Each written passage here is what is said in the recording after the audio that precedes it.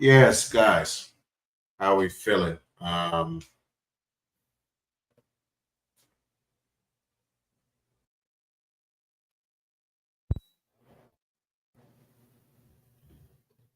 Yeah, people, welcome back to the channel. Welcome back to another video. Um, Premier League fixtures have been released, and I haven't really had the opportunity to cover those, so we're gonna do that today. We're gonna look at some transfer news as well, some transfer rumors, some very interesting ones coming through. We play Flamengo tomorrow, and we're gonna do the predicted starting 11. As per Maresca, you can expect 3 to 5 changes potentially. And there's a few people that we should get a chance to see when it comes to the Club World Cup. I mean, at the end of the day, it's a competitive, it's a very competitive competition, but you still want to kind of test out your team. You want to know who should be there. You want to know who shouldn't be there. Um, we still need some reinforcements, on the flanks, especially on the left wing. We've been really linked with a few people, Gittins, Morgan Rogers, Mohamed Kudus, you know, to name a few. So we're going to, basically analyze who could be coming in for that position. I mean, has there been a short sightedness of the options that could go there? I mean, it really isn't like the winger options are bountiful. It's not like we have amazing options, but like, you know, can we pick the best out of a bunch? And potentially that's something our sporting directors have to basically deal with. And look, these guys, they've had their hits, they've had the misses, but at the end of the day, you know, a lot of the guys they have basically wanted to sign, a lot of the guys they look to sign that most people turn their noses down on.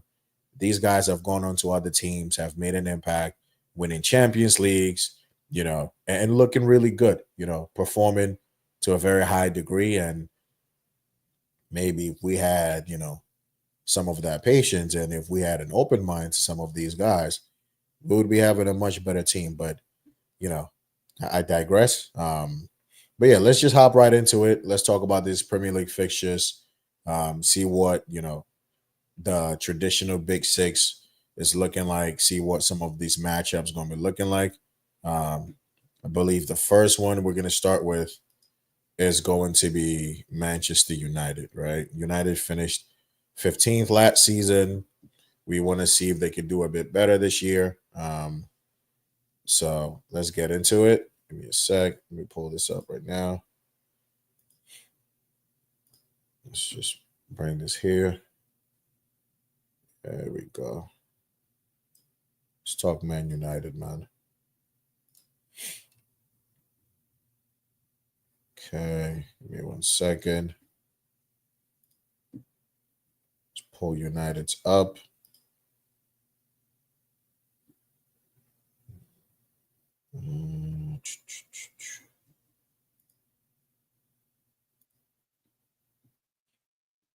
I was just acting real goofy right now.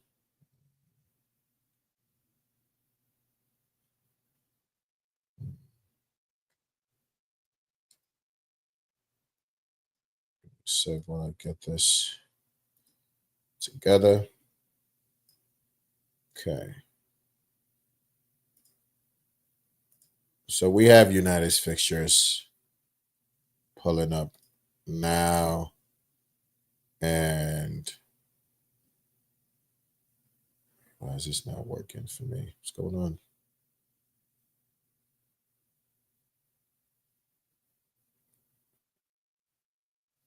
What is going on?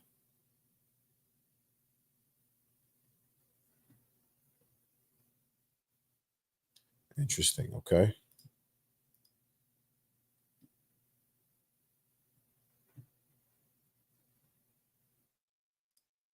Let's see. Let's see if I could pull this up here. Okay. I had it and then it went away. All right. So we have United's fixture list right here, and it's not looking real good for United in the context of Amarin um, and potentially the job he has on his hands. Look, finishing 15th last year was not the best, to be quite honest with you. So having this kind of fixture list to begin with is looking real crazy. United still are looking to do some business in the window. They already got Cunha in. They're looking at wrapping up the deal for Mbumo. I believe there's been another offer reportedly that has gone in for about 55 plus add-ons. Um, I think during the week we heard news that Tottenham were trying to kind of swoop in, you know, try to get engaged and get involved for Mbumo, but it's looking like he has given United his priority. Which look, at the end of the day, United are always going to be United. They're always going to be able to attract players. And as much as we might not like it, it is what it is. But yeah, Mbumo, Cunha, apparently they've been rejected for Gyökeres, or Gyökeres is his priority and his preference is to go to Arsenal, which again, it makes sense. Arsenal just have the better team. They have the better system. They just have a better situation going on than going to United, which look, I'll keep it real. Like, who else really was in for Cunha at 62 mil? I think Cunha, does he improve a lot of the top six teams potentially? I don't see Cunha going into Liverpool and starting in that team. I don't see Cunha going to Man City and starting in that team. I definitely don't see Cunha coming to Chelsea and starting into that team. That's already three out of the top four already. Does Cunha really go in at Arsenal and warrant a start? Maybe not. In as much as I think he's a good player, I just don't see Mikel Arteta playing Cunha over, a Declan Rice, over a, what you call it, Odegaard, over Thomas Partey, over, Marino, over Zubimendi. Cunha just doesn't. I mean, I don't even see him playing him Cunha over Martinelli or Trossard. Certain coaches have the loyalty to certain players. If Martinelli's fit, Martinelli's starting a lot of games. Kai Havertz is also another option. Cunha could be deployed in the false nine position, but bro, that's Havertz's position. Arteta's not letting him have that. So that's already four teams out. Maybe Cunha goes to Spurs and starts, but that's Tottenham. They don't really have that much quality. So it just makes sense, for him to go to United. For me, I don't think a lot of these big teams were going to be paying for Cunha the same amount of money that United paid for him. I don't see that happening.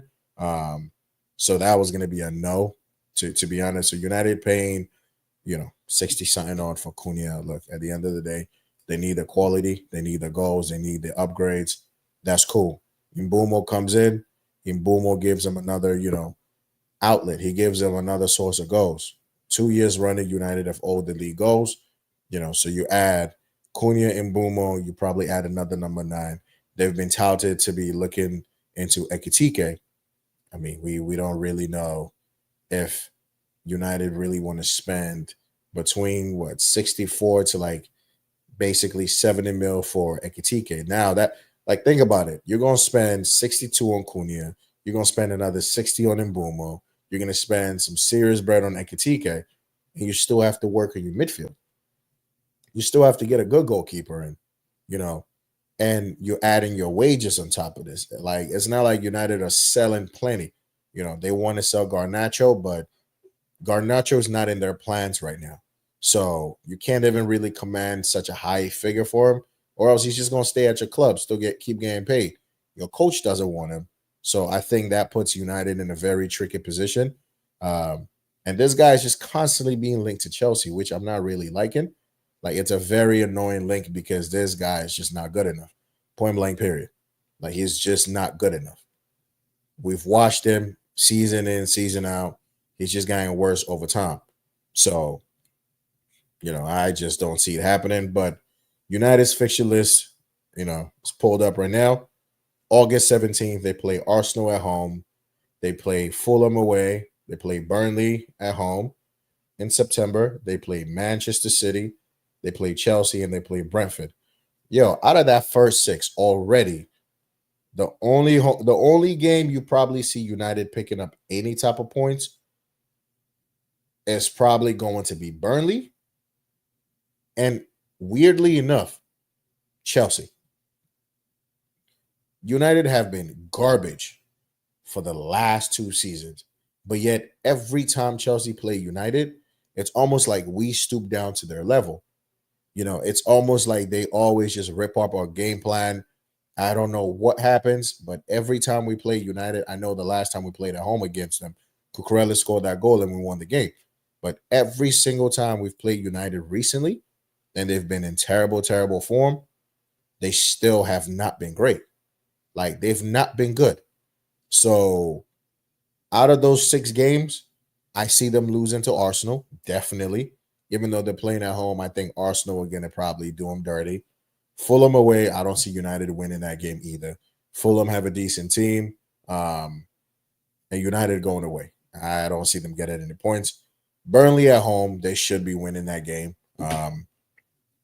Man City away, I don't see United picking up any points. Chelsea home, I see United. The best for them at home, for them, the best is probably a draw because I don't see us losing that game, but I don't see us winning that game either. And I don't see United winning that game either. So the best is probably, you know, 4 points out of a potential 18. Like that's nasty. That's already a start that Almarin cannot afford.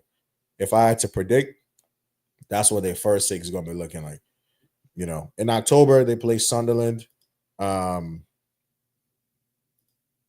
sec. In October they play Sunderland. They play Liverpool. They play Brighton. Yo, it's just like their first 9 games doesn't look great.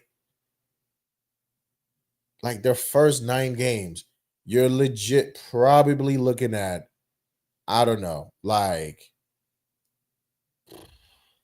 out of 27 points, I see United picking up like 7 points. It's not good, but that's how not great they have been. Um, do I think Mbumo, if he comes in, Cunha improve that? Yes. Maybe a lot of these games, I feel they might take L's in. They could draw them. You're looking at Brighton, maybe they could get a draw there. I just don't see them doing it. You know, in November they play Forest, Spurs, Everton, and Palace. Another tough run in November. Forest away is not going to be easy. They lost to Tottenham about 4 times last season, so that's definitely not is a guaranteed L already. Playing Everton at home, Everton under Moyes have been very difficult to beat. They've been very hard, very, very organized, and they can cause a problem. So Everton at home, even that is not guaranteed. And then maybe Palace away, they could probably do a little something over there. And then you're looking at December, it lightens up a little bit. You got West Ham, Wolves, Bournemouth, Villa, Newcastle, Wolver Wanderers again. I mean, that is where they could be able to get a bit of joy. But their August, September, October does not look good at all. Shit, even their November is not great. So I think they have a very, very, very hard fixture list. And honestly, they gonna need to buckle up ASAP. They're gonna buckle up. I don't see them picking that many points up. So yeah, it's gonna be crazy. It's definitely gonna be crazy. Let's look at Chelsea's the fixture list. Let's look at Chelsea's fixture list. Um, let's see. Let's see our fixtures. Give me a sec.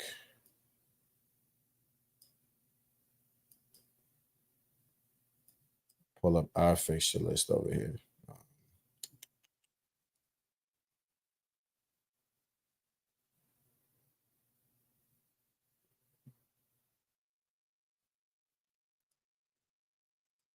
You know what? Let me do this. me one sec. Let me do this. Let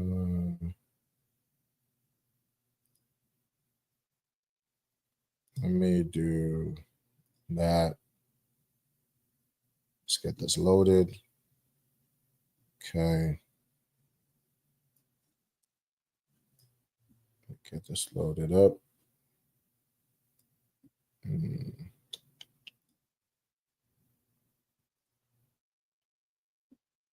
Let me get this loaded up. Let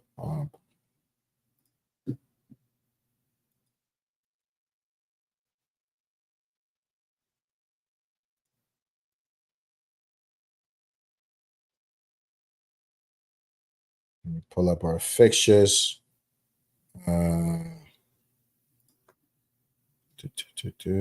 Fixtures. Okay. So our fixtures, August 17th. We take on Palace, West Ham, Fulham. Out of those three games, we should be beating Palace at home. We should be beating West Ham away. We should be slapping up Fulham at home too. Like last season, Fulham definitely were very annoying to play. We won their last minute Pedro Neto winner. We drew at home, I believe. Or did we lose that game? I believe we drew against Fulham at home. So this time around, Fulham should be getting smoked at the bridge. You go into November, Tottenham, it's a W, guarantee. Wolves, guarantee win. Burnley, guarantee win. Arsenal is where the problem is going to be. Look, I don't remember the last time we've beaten Arsenal in a minute, but it's going to be very important. Like we need to go into this Arsenal game and we need to be looking for vengeance. But we also need to go into that game with some serious quality. Like last season, Palmer wasn't available for one of these games, or I think both of these games, and it just didn't look great.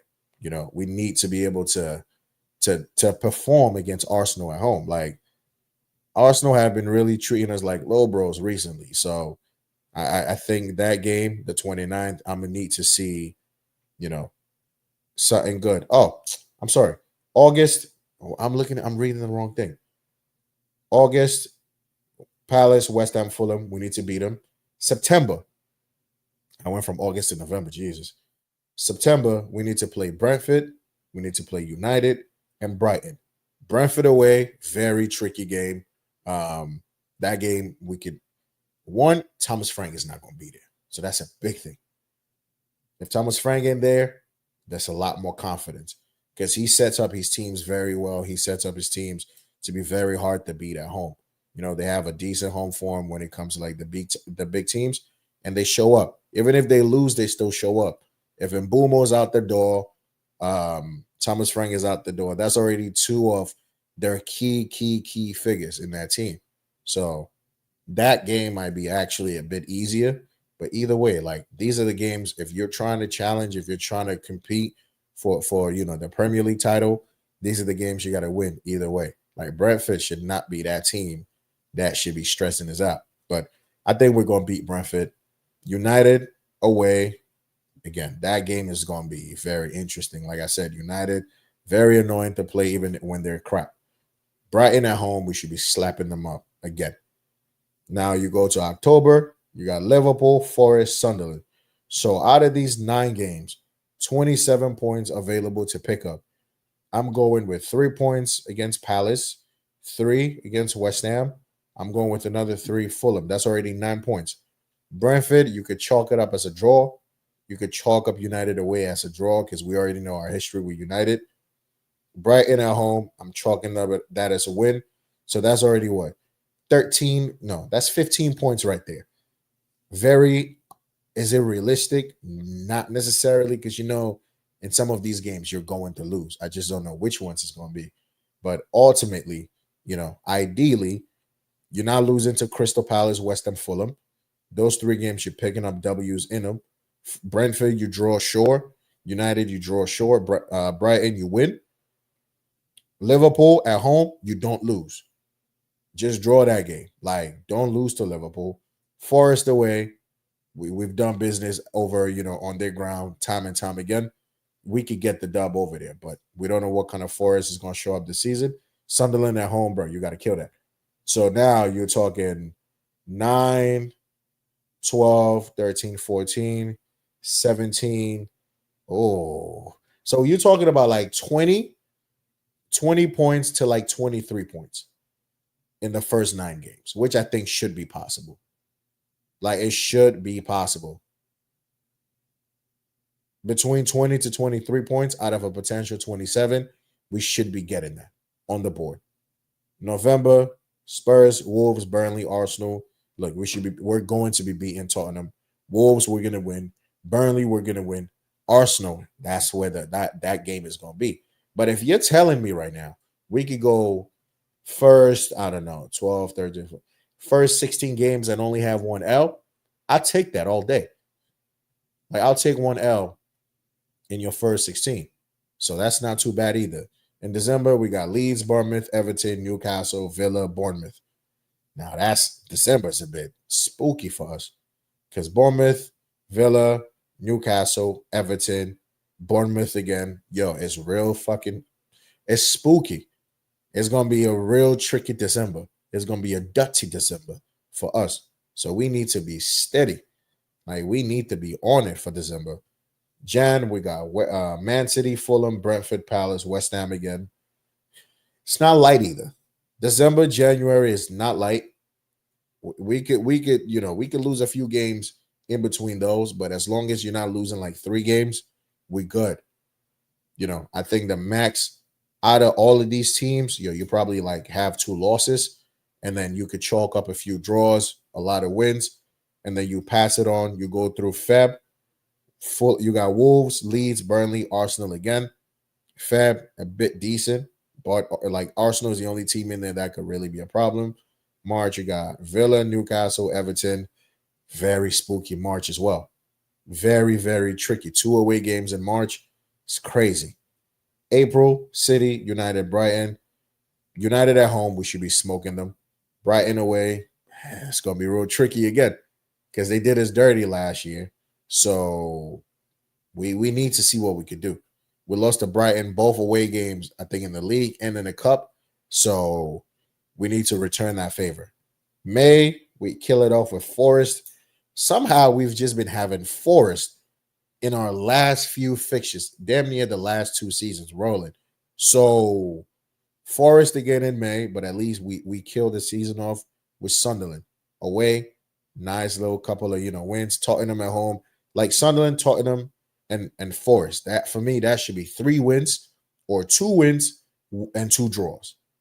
So all in all, I feel like we should be having a decent season with these fixtures. I believe we should be in the top 4 again. I'm not gonna lie. We should be, up there again. I'm not even gonna hold you. Like, don't do that. You know what I mean? Don't play us like that. All right, let's check out Arsenal's fixtures. So Arsenal, August, they take on United, Leeds, Liverpool. They're gonna beat United. They're gonna beat Leeds. Liverpool away, that could be a very tight game, could potentially end up in a draw. Light work. And then September, they got Forest, Man City, Newcastle. 2 home games, 1 away game. That's actually a very tough September off the rip for Arsenal. Like off the rip, these fixtures are ridiculous. In October, they got West Ham, Fulham, Crystal Palace. I expect them to win all 3 games, to be honest. In November, Burnley, Sunderland, Tottenham, Chelsea. Out of those 4, I expect to see them beat Burnley, maybe Sunderland away. Tottenham, London derby, it could go either way against Chelsea. Maybe they don't beat Chelsea. Maybe they draw against Chelsea. You know what I mean?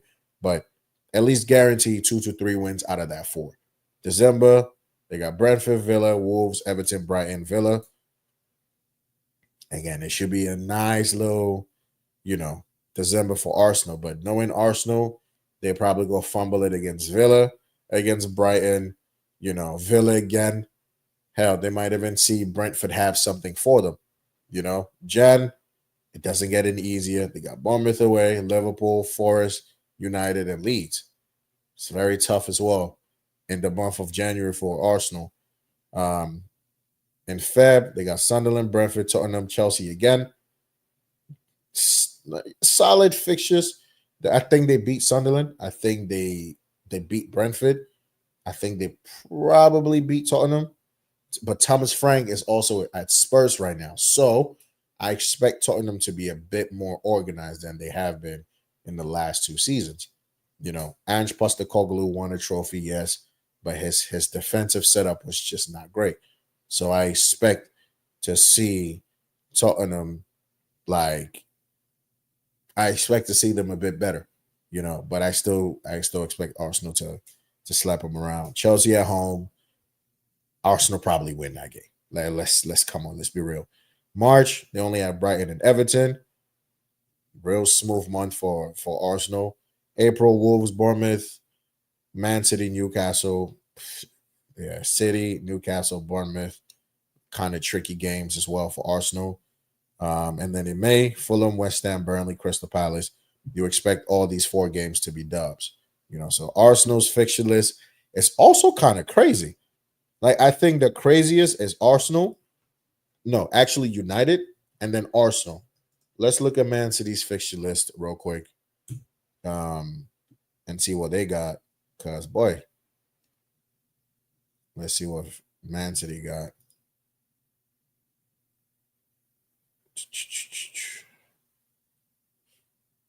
So in August, they have they got Wolves. They got Wolves. They got Tottenham. They got Brighton. Should be real. I think it should be easy for Man City with these fixtures. I mean, Wolves, Tottenham, Brighton. You should see like 3 points on like 9 points on the board for Man City already. In September, they got United, they got Arsenal, they got Burnley. Again, tough game when it comes to Arsenal. Funny enough, when Man City play Man United, like Man United always kind of give them, for me, they give them a tough time. So that Man City, that Manchester derby could be very, very intriguing. You hear Cherky talking about, I want to kill Man United. So when if he starts that game, he's gonna have a little something for United. They got Reinders in there. Rodri will be back by then.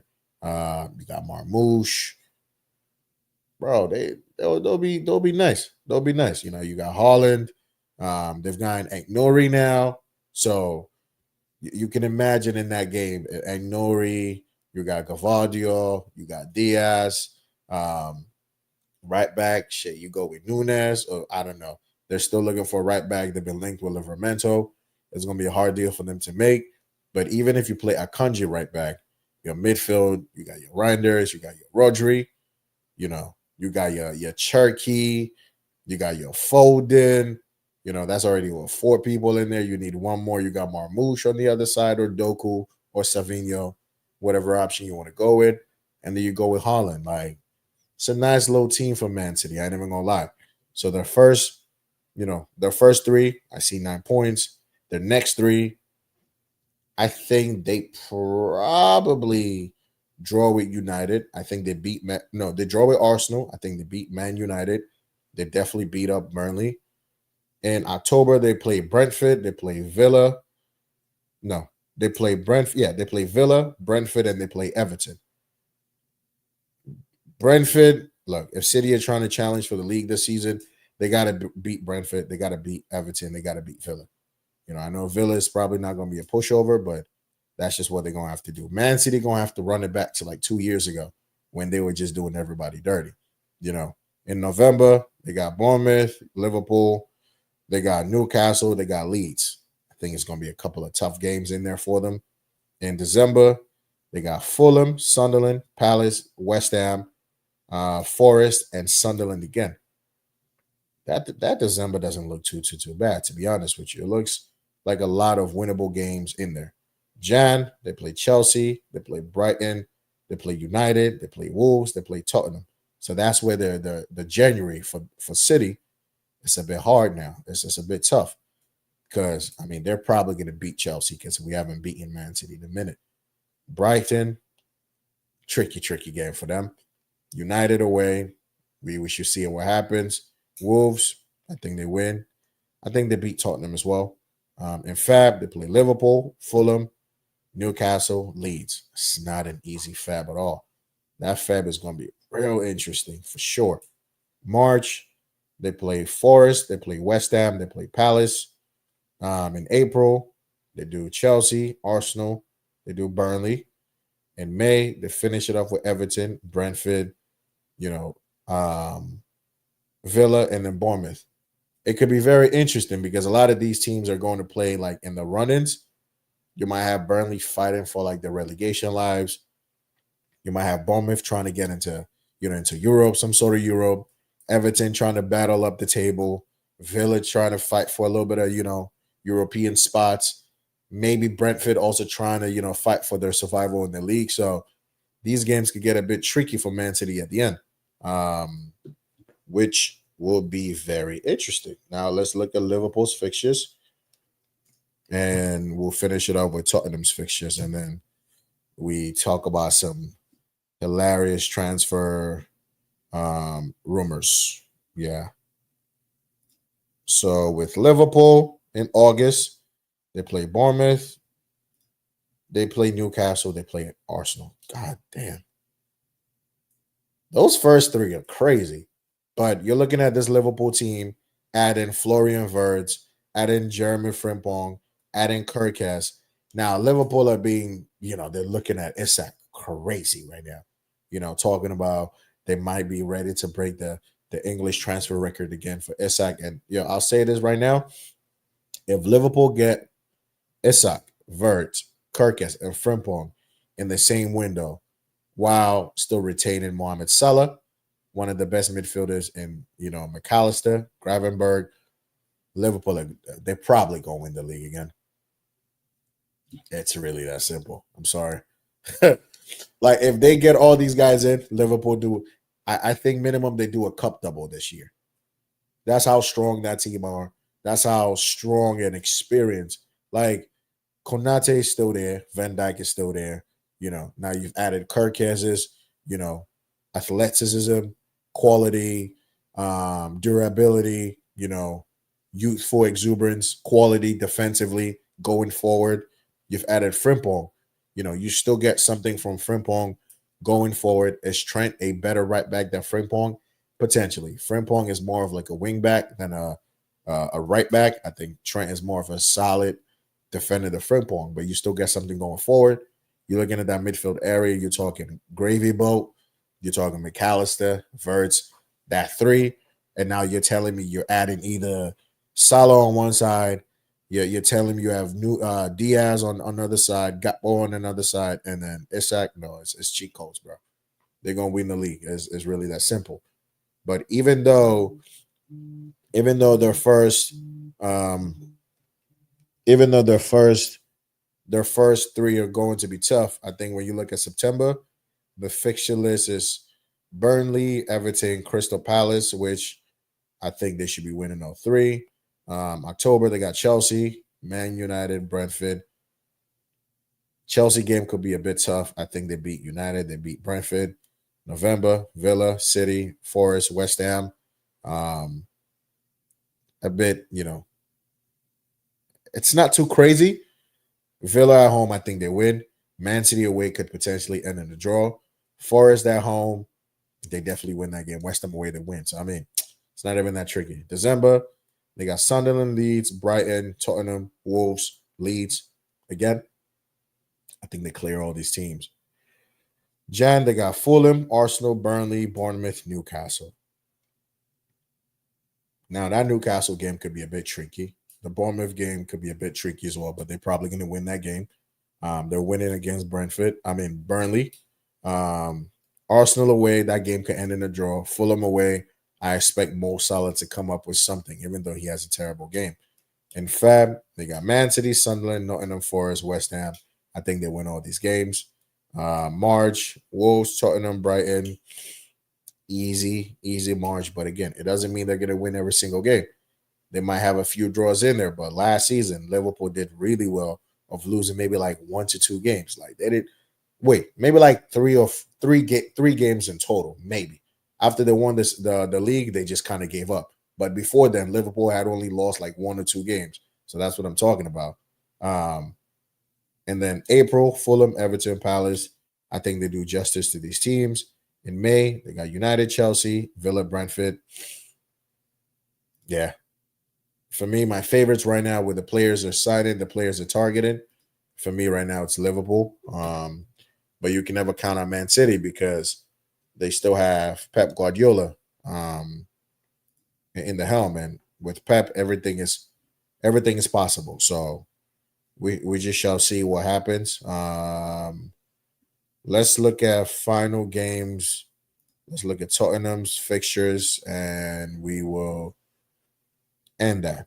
Okay, let's see. Tottenham, where are they? Where are they? Okay, let's see. 1 sec.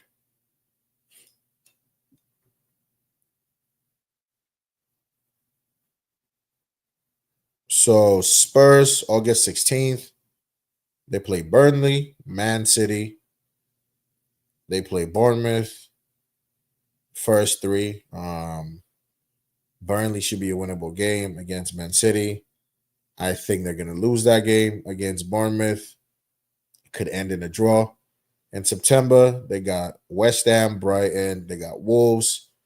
I see. I think they should pick up some points against at least Wolves at home, maybe against Brighton, West Ham, maybe 1 win, 1 draw there.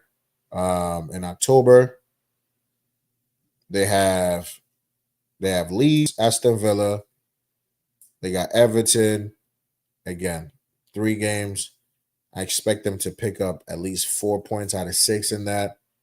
In November, they play Chelsea, United, Arsenal, and God damn. Jesus. Tottenham's November is not great. You play Chelsea, you play United, you play Arsenal, you play you play Fulham, and then you have to meet Newcastle and Brentford and Forest and Liverpool again in December. And yeah, that's a tough. Yo, from from October, let me see. The October is not even too crazy. Their November and December fixtures for Tottenham are crazy, ridiculous. Like it's a bunch of big team after big team after big team after big team after big team after big team. Like it's actually nuts. It's very, very crazy. Actually, that's crazy. December they play Liverpool, Palace, Brentford, Sunderland in Jan. They play Bournemouth, West Ham in Jan. They play Burnley in Jan. They play Man City. That's not an easy.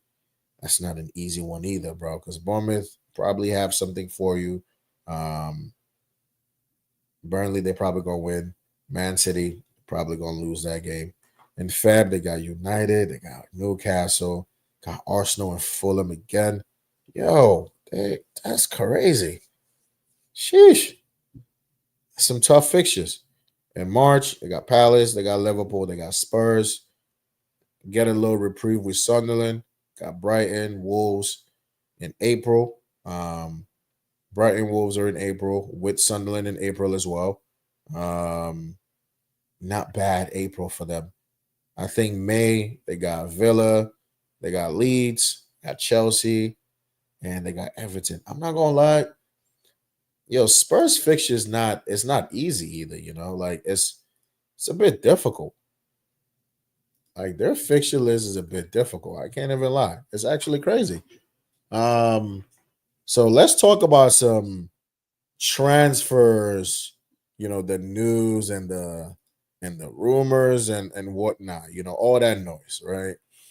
The funniest one I heard today was Arsenal potential in looking at Noni Madueke.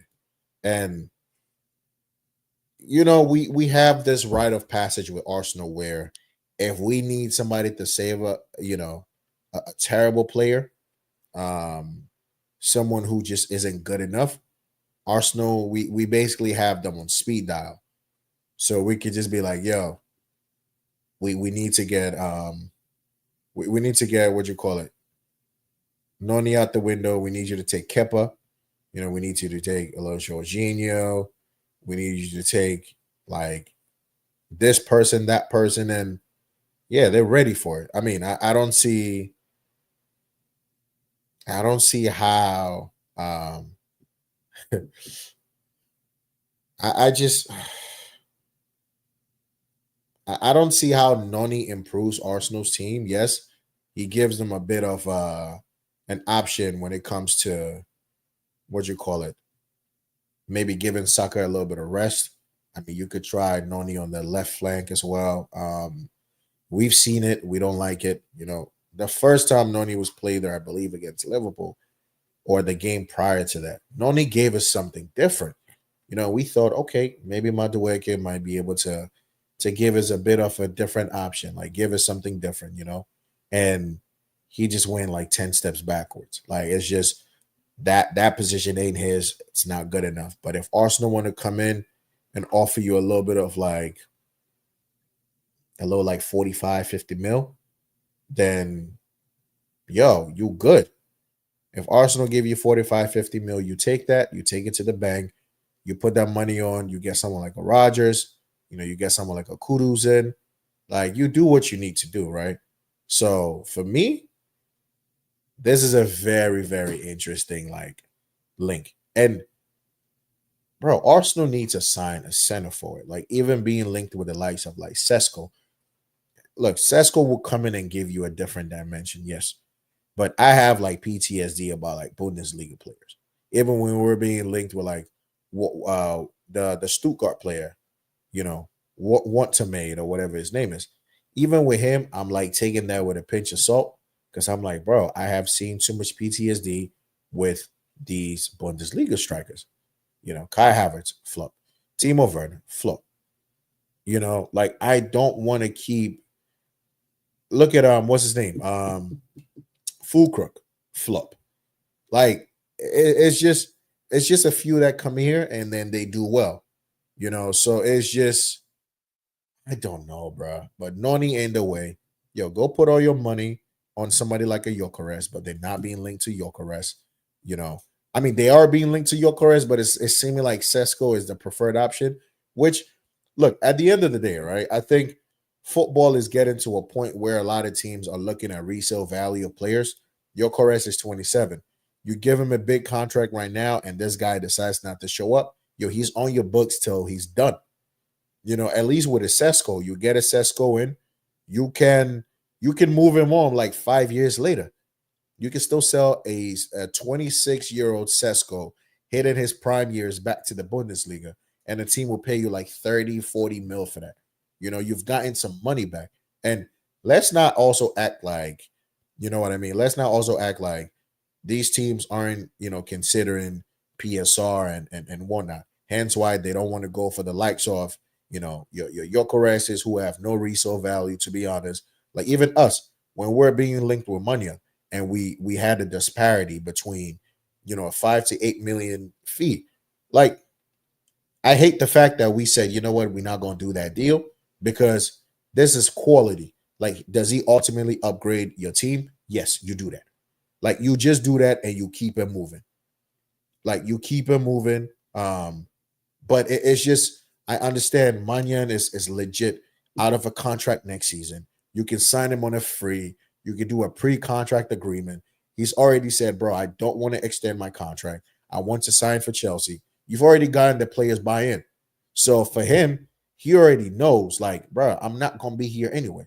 So Chelsea have the bargaining power. Milan eventually would have to come in and be like, all right, yo, you know what? You remember when we talked about 25 M's and you said you wasn't going to do that? I know you offered me 12. That's hella disrespectful. Let's meet somewhere between like 16 to 18. Guaranteed. Chelsea probably know, yo, Munyon for like anything under like 25 M's is probably great value, but they want to make the best of that negotiation as possible. And you're not going to hold his ransom for a player that we can legit get for free next year. We sold Mason Mount to United with 1 year on his contract. Kai Havertz for 65 M's. A lot of Arsenal fans are still going to be backing that, but some of them know they got fleeced. You know, Manyan, I get it. Quality improves our team. I would do that deal in a heartbeat. But I could also understand these guys saying, "Yo, you know what, bro? You about to be free. Like I can't really sell you." We all understand that the whole principle of our team right now is resale value. That's just what it is. That's just the reality. In as much as we want it to be different, that's just how our owners move. Can we flip this guy for a little 5-10 mil profit, balance the books? Yes, we can. Boom, we gonna go for it. That's why they'll go spend the 25 m's money on somebody who's Brazilian, Peruvian, Argentine, and he's only 16, 17. Because they thinking, yo, worst case scenario, I can loan this guy out season in, season out, get them loan fees, and already pay for my man's value. You know what I mean? If you're loaning out, I don't know, someone like a Paez. Bad example, but just follow me. You loan out someone for a Paez, someone like a Paez. Someone pays you a little 3 mil. Someone pays you a little 5 mil. Someone pays you a little 3 mil, 5 mil. Bro, that's already damn near what? 18 mil in like 4 loans. They probably know he might not be here for the long term, but guess what? They using him to get that money back. And then when they decide to sell him, they're gonna sell him for some decent money as well. Because Paez is gonna be out here on these loans, and with his quality, he's gonna be good. He's going to perform, and the team will be like, "Yeah, I'll give you 45 M's for Paez." I just believe that's most likely how these guys would have moved. But at the end of the day, man, look, you gotta sell players, buy players that can offer you some value. Where if they flop, they don't just sit on your books. They don't sit on your bench. Look at Sterling. We gotta try and offload him. Look at Chilwell. We gotta try and offload him. Look at Desasi. We gotta try and offload him. Like you want to be able to bring in people that still have some sort of like an appeal to other people. Where even somebody goes, you know what, Arsenal just signed Sesko right now. I've always wanted Sesko. Okay, cool. We'll see how he performs at Arsenal. If he doesn't hit the ground running and decide to put him back on the market, I'm there for Sesko. So I think that's probably what's going to happen. But either way, man, teams are wanting to buy players that have resale value. Hence why Arsenal looking at like a Sesko over a Gyökeres. Hell, maybe that's probably why they're looking at like a Noni Madueke. Madueke is only like what, 23? Pay a little 40 mil for Noni, give us that bread. We'll do something with it, improve this team. Now, we've been also linked with players like Xavi Simons, Morgan Rogers, Joao Pedro, Mohamed Kudus. Now, Rogers is a name that most people would like, right? I like him as well, as a player. Mohamed Kudus, I think, is quality. He hasn't really performed at West Ham, but I think Kudus in the right team with the right platform, Kudus takes you like levels. If you're able to add Kudus and Rogers to your team, bro, for the Champions League, you're gonna make movies. And the good thing is, like, as much money as you could spend on these guys, you're going to get your money back anyway. You look at a Mohamed Kudus. Mohamed Kudus goes to Chelsea, just even from an advertisement point of view, bruh, people in Ghana, in Africa, are going to have that Kudus jersey. He's marketable. You can sell Kudus for some serious bread. You got marketable value for Kudus. Morgan Rogers. Yo, this guy's stocks is going to rise. Like, he going to be up there. You understand what I mean? A Joao Pedro, this guy's always injured. But for me, do you think Joao Pedro, if you look at the 10s we're trying to get rid of, he's kind of in the same mode as an Nkunku, as a Felix. For me, if you're going to sell these two to get a Joao Pedro for less money than these guys are making, cool. If he going to come in on that same kind of money, then for me, I don't think so. But if you're getting rid of Felix, you're getting rid of Nkunku. Nkunku's bread is also up there too. So you get that money off. You get Felix's 140 off. You bring someone like a Pedro to plug in holes. Like, if Chelsea decided, yo, you know what?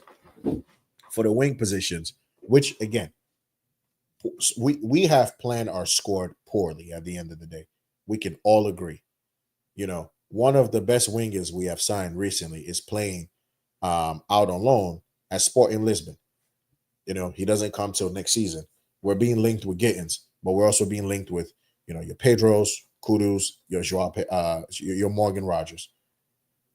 Either way, one of these guys is going to have to be battling out with Cuendo when he comes in. And on the right side, you got your Netos, you got your Estevals.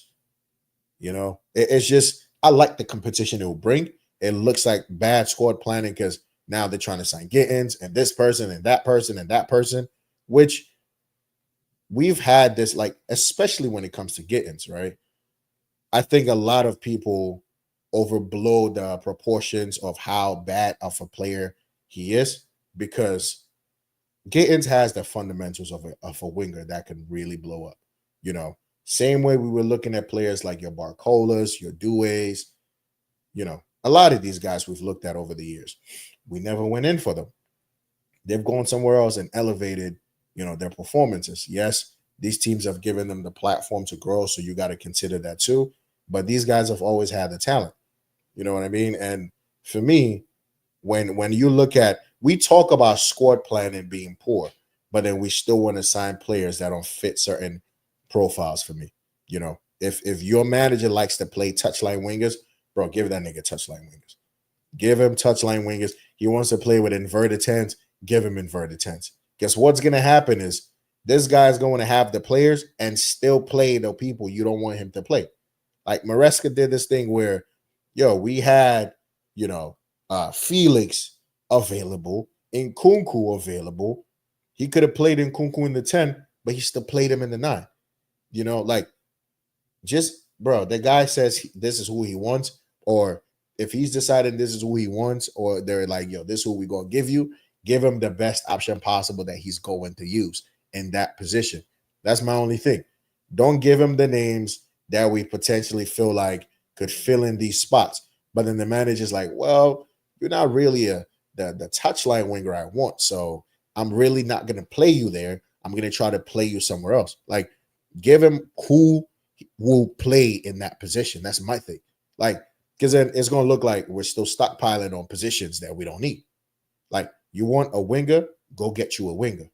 You want a player who can play in the pockets of a 10 and on the wings, inverted type of creative players, and you do that. You want people playing in the half spaces, go buy half spaces players. You want touchline wingers, go buy touchline wingers. Don't go buy 10s, people who prefer to play certain positions and go play them in different positions. It's like Noni likes to play on the right, but then you play them on the left. Yeah, he's a winger, but he's not comfortable there. Like, just play players in their rightful positions. That's my thing. You're looking at Kudus, you're looking at Rogers, great. Yeah, they can fill a spot, great. But if these guys are having a priority over, okay, this is who we think is going to fit into that role. Like, look, we all want certain players that we want to come in. Like, there's names. If you gave us a list of the preferences we want to come into these positions, we could write Osimhen, Gyökeres. Some people don't like Leao, but as a winger, I'll take Leao. I think Leao is fantastic. You could give names that this guy from Juventus. You could give names. Your strikers. You got Ekitike, Osimhen, Gyökeres. But if you said, who would you pick? Some people are going to be like Osimhen because he's going to guarantee you goals. But maybe for Maresca's system to really, really work, you might have to get him in Ekitike, someone who just fits the system better and carries out the instructions of the team better. You understand what I mean? Like, Osimhen will bag you goals, don't get me wrong. But maybe Ekitike just makes your team look good. He makes your team more cohesive, and he makes your team feel a bit more connected. Maybe that's what the coach wants. You know what I mean? That's why some names are being prioritized over other names. If you want a bully, of a center forward, go get that. But if your manager probably wants someone who can link with the midfielders and drop a bit deeper and make other people make runs around him or past them, then you're looking at different profiles right now. So it's all about, what does homeboy want? Because Gyökeres, Victor Osimhen, Ekitike, these guys offer you different things. You understand what I mean? Aerially, Osimhen is more dominant than Gyökeres, but Gyökeres is deadly. Like he's a finisher. And Ekitike, he just looks. Ekitike for me, I realize like he's kind of like a Cody Gakpo type of profile for me, where he could play your nine for you, but he could also play off the left for you and still be effective and creative, But it's like you want somebody who links up with your Palmers, your Enzos, makes your wingers look better, brings everybody into the game. You're probably going to go with Ekitike. But if you add someone like an Osimhen, bro, all you got to do is throw it up in the mix, and Osimhen will be deadly in the box. So it's all a matter of preferences. I like some of the names being linked. I don't think Gittins is like the worst of the options. I think Garnacho is the worst of the options. Like he should not be linked to us. I'll take everybody else over that guy. That's just where I'm at because I've just seen it that time and time again when we've been linked with players that we're like, you know what? He's not good enough. He not good enough. He not good enough. The story's been different, like 89% of the time. So this is one of those. I'm gonna just take a seat back and see who they bring in to just show us like, oh, yo, this guy's actually pretty nice, Like we didn't know, like we knew he was good, but we didn't know he could be great. You understand what I mean? Like we always knew Palmer was really good when we watched him in that Man City setup, but we didn't know he could be this great. Or maybe, here's the thing. We knew Palmer was going to be good and he was going to bring a lot of the quality to the team. But we were not predicting Cole Palmer to go and have a 27-28 goal contributions and with another 15 assists. Palmer damn near had 40 goals and assists in his first season. I don't think anybody saw those numbers coming. Like if I gave you back then, if we say, yo, how many goals you think Palmer going to score? You'd probably be like, in the league, Palmer probably give you a low 10, 12, 13 goals, maybe give you a nice low 8 assists to go. And at that time, you would have been like, yo, you know what? That's a solid return. For someone this young, about 40, 45 mil, you would have said, yo, if Palmer gives me 13, 14 goals, gives me another 8, 9 assists, I'm chilling. This dude just went out and just gave us about 40 goals and assists. So it's just some of these guys, man, they need a platform to just blow up. Some people have been waiting for that moment to just show what it can be made of. So for me, that Gittins thing, yo, listen, just let the guy pull up here. Yeah. And then we have a good look at him. And if he's not good enough, then we know, bro, he is not good enough. You understand what I mean? So for me, that's it. But I like these links. I think Joao Pedro has been someone we've been considering even last season. It looks like us in Newcastle are really in for him. Xavi Simons, I don't really I don't really care for Xavi Simons like that. I think we have Xavi Simons-esque type of players in my team. So I'm not really tripping over that one, to be honest with you. I'm not tripping over that one. But bring me Rogers, bring me Kudus. I take those all day. See, Joao Pedro, I just want to put something out. In as much as he scores a lot of penalties, right? As a technical sound footballer, somebody who he could genuinely add something to your team. He's not an awful player. I think people make it seem like he's not good. No, he's actually a decent player. He gives you something else. He gives you, I guess, more application than an Nkunku would. He gives you more output than a Felix would. Felix, I like Felix, but let's be honest. Felix does everything right up until when he needs to score a goal. That's when he'd be getting flustered and whatnot. So give me people that will just impact this team big time. That's what I care about, to be honest with you. That is what I really care about. So yeah, decent, transfer rumors. I think the biggest one for me is Liverpool looking at Isak. Bro, I think, like I said, if Liverpool get Isak on top of all these, signings they're making, bro, just close the league. Just give them the title because they're going to win it, man. Isak, Salah, bro, that alone right there in the Premier League is 50 goals. That's 50 goals. from just two people. Guys, just peep this for a second. That's 50 goals, and they're not conceding a lot either. Allison, Van Dijk, Konate. Bro, that's a solid trio. You've added Kirkes to that. I'm sorry. Anybody, Newcastle cannot let this happen, by the way. If Newcastle sell this, oh my God, then they're really trying to take a mick out of the league. We cannot let that happen. Newcastle, if you need to ask for 160, ask for 160 mil. Liverpool, if they really want him, they'll pay him that much. If they don't, then they don't.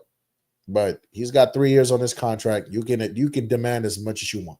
And if Liverpool really want him and they pay that, then fairs, man. But that's just it. So it is what it is. That's crazy. That news would it would really just do us all dirty. You know what I mean? United have been linked with Emi Martinez. Look, I think he improves that team massively. Onana just ain't a vibe. Onana's not good enough. Martinez, again, good goalkeeper. Shithousery is on point. He's a winner. World Cup, Copa America. That guy's a winner. Okay. So United getting him, I think off the rip just makes that team a lot better. He makes that team very impressive. He makes that team solid. Like their defenders ain't even that terrible. So now if you add, Martinez, you got Lenny Yoro, Delict, Mazarawi. Now that's you're building a little bit of a core. Martinez is going to save them points. I'm not going to hold you.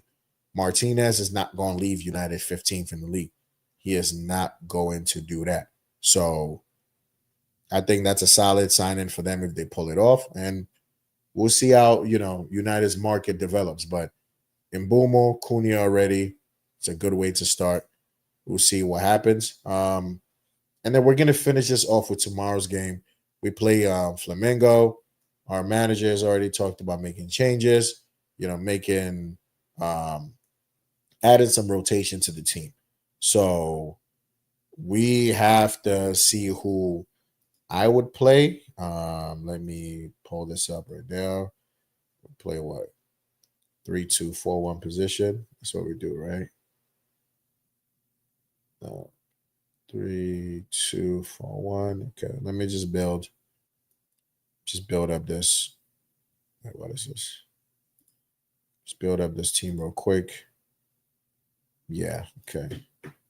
So probably goes for Sunshine. Go. Give me a second, guys. We'll just build this up real quick. Okay. Him and go. Done. I think Colwell. Levi.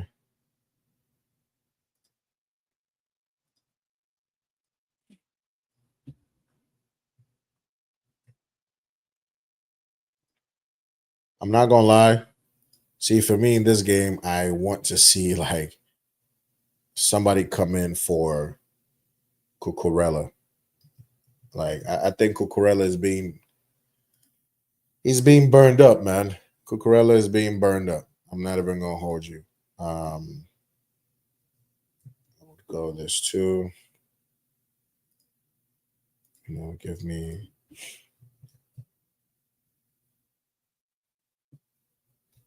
this one of them games. Like I don't want to see Caicedo start this game. I mean, I think our wingers is going to be self-explanatory. For me, though, I want to see. I don't want to see Noni on the left. I'd rather just play Neto on that side. To be honest, it just doesn't work. It just Neto on Neto on the right works. Noni on the left just doesn't seem to work enough. You know. So we play Cole on the side. And I'll go with Lap.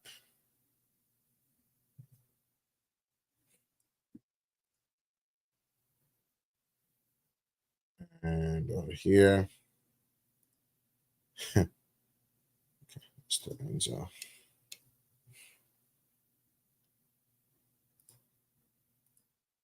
Yeah, I have a feeling he might go with this team. I'll bring it up on the screen.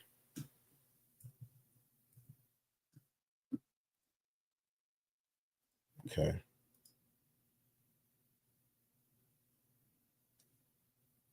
So this will be the team I would go for. This would be my team. That's just my preference. This would be the team I want to go for. This is who I want to see play. I want to see some rotation. So I would not be upset if this was the team I was seeing tomorrow. I think some people need some rest. Okay. Even with this, I still feel like this is some of our biggest hitters. But I believe the coach is still, he said, what, 3 to 5 rotations. I believe this might be the 3 that comes in. So let me share my screen real quick. 3 to 5. I just went with a 3. Nothing too crazy. So tomorrow, starting 11 for me, this is probably what I will play. I'll play Sanchez and goal, Tosin, Colwell. I'll play Josh instead of Cucurella. I think Cucurella needs a break. Like he's the only left back we have in this team. We didn't bring Vega to the Club World Cup. In midfield, I want to see that Santos, Caicedo combination. I want to see that control. I think Caicedo just gives you, everything in that midfield. Break up play, control the midfield. But then you have Santos who can sit. He can also box crush. But I want to see what that dynamic potentially could look like, because you want to have another option into going into next season. I want to see Noni on the right, Palma, Enzo. I want to see Neto on the left. I want to see Delap start this game. I want to see Delap from the off. I want to see what he offers the team in terms of movement, hold up play, physicality, ball striking, finishing. The thing that I think with if Jackson stays this season, then I see you're going to find like a high level of like competition between these two. Because if you give Jackson, the competition of Gu and Nkunku, bro, like that's no competition. Because Jackson knows he just has to have a good game to come back right into that team. Like Nkunku is not going to be a 9 that's going to do anything for you, so it's pointless. Gu, inexperienced, very young. So Jackson was always, basically our holy grail. And Jackson does make us look better and play better. Don't get it wrong. Jackson is a good enough player to make sure we're straight. But this is the team I want to see tomorrow. I want to see Josh basically helping out with our fullbacks. If anything in midfield, Caicedo could play right back a little bit, shift the right back. Enzo drops a bit deeper. You still got your 4-2-3-1. You still have your midfield control with Enzo, Andre Santos. You got quality there. Ball retention, build up play, good passing, breaking the lines. Santos, again, crush the box, give you an option. This team will be decent.